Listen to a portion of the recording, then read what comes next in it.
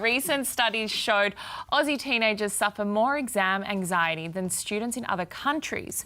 Anxiety disorders affect how teenagers think, feel and behave. Is it getting worse? Here to explain is social scientist Dr. Ali Walker. Hi. How are you? Very well. You're not looking stressed. No anxiety here today. No. This is alarming though, that as Australians, we aren't even on the board with other countries when it comes to anxiety in teenagers? So it is getting worse. So a recent Australian Bureau of Statistics study showed that now 6.9% of young people aged 4 to 17 suffer from an anxiety... From 4.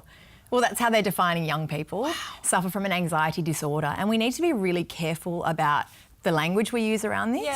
Because I think all of us have experienced anxiety at some point. You know, the sweaty palms and the racing heart. And some people might even feel nausea at different points when they're feeling anxious. But an anxiety disorder is something a little bit different. An anxiety disorder is all about the frequency and intensity of your anxious feelings. But when we're talking about teenagers and studying and exams with anxiety, how do we manage that? Say you're a student watching right now, how do you manage that? So there's a few things that you can do. The first thing you need to do is name the emotion as anxiety. So a UCLA study showed that naming emotions lessens their intensity.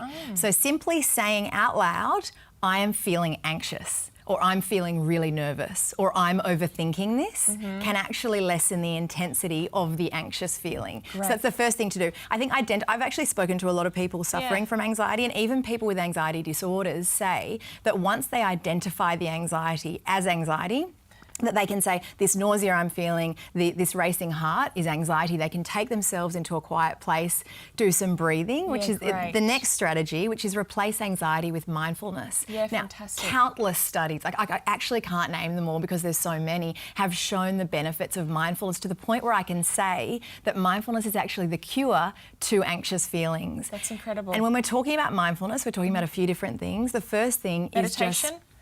That's a type of mindfulness. So with mindfulness, we're talking about focusing on the breath, focusing on sensory awareness. So what are you seeing? What are you smelling? What are you touching? And also observing your feelings rather than identifying with those feelings. So actually that comes into the naming the emotion. Like, interesting, I'm feeling anxiety. This is what's happening in my body. It's so interesting. Yeah, and then the third one, I think for all families, and this is something for parents and teens as well, to create a sanctuary at home.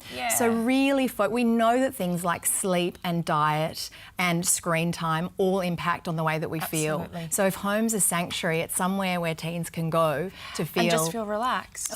Away from the busyness of the world. Thank you so much, Dr. Ali Walker.